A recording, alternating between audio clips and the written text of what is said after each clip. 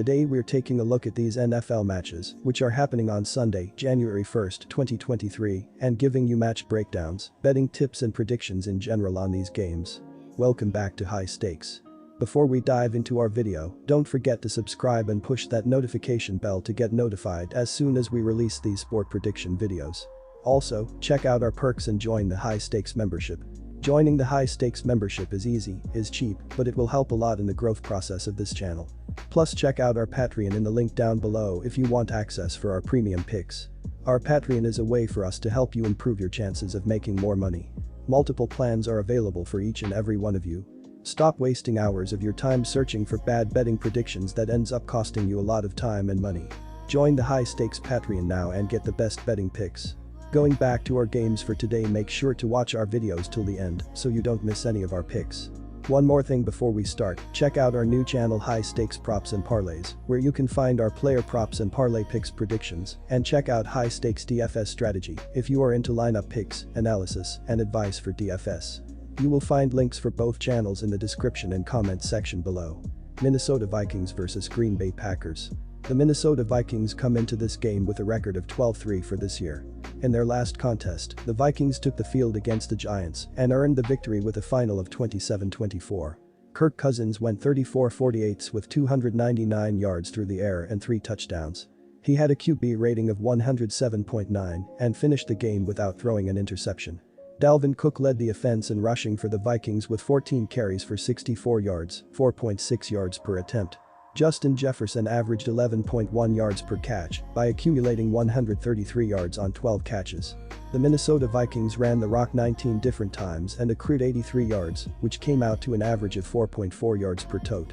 At the end of the game, they tallied 71 plays for 353 yards.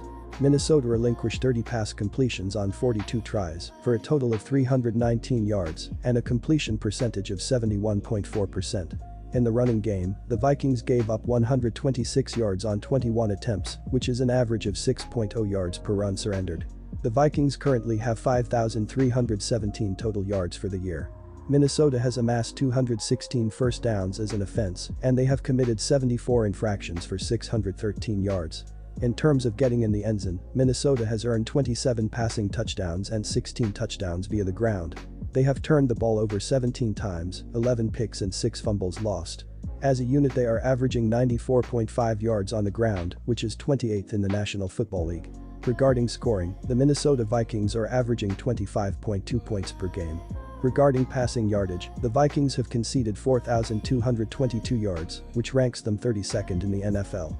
They have relinquished 281.5 yards per game through the air, as well as giving up a completion percentage of 67.1%. During this campaign, they have allowed 402.3 yards per contest, which puts them 31st in the league.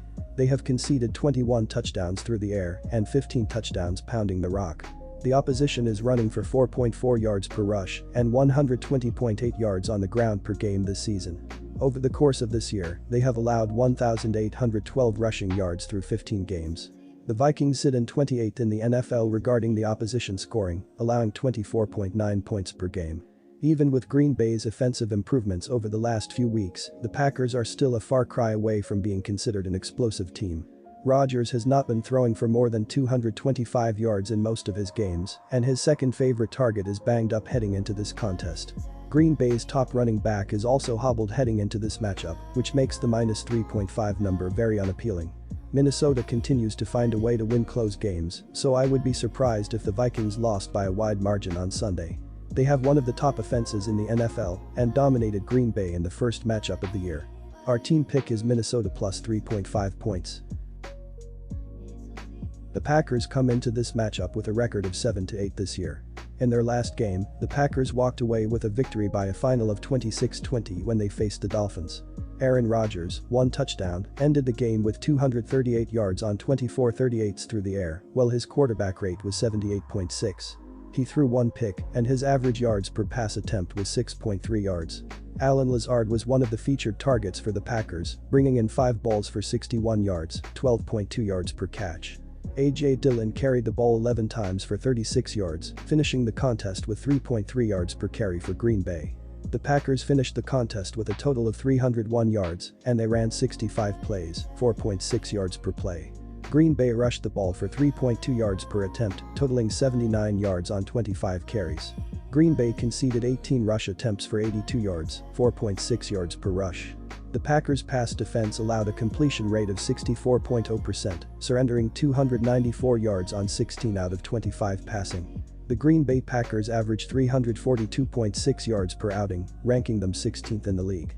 They maintain an average of 123.1 yards per game on the ground and have run for 1,847 yards overall.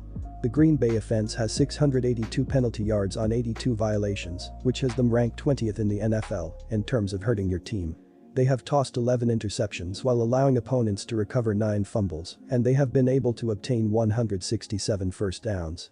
During the season thus far, the Packers have racked up 3,292 yards via the pass, along with an average of 219.5 throwing yards per game, giving them a rank of 17th out of all NFL teams. In relation to their scoring prowess, the Packers currently rank 18th out of all teams in the league, holding an average of 20.9 ppg. The Minnesota Vikings have had a dominant season, losing just 3 games.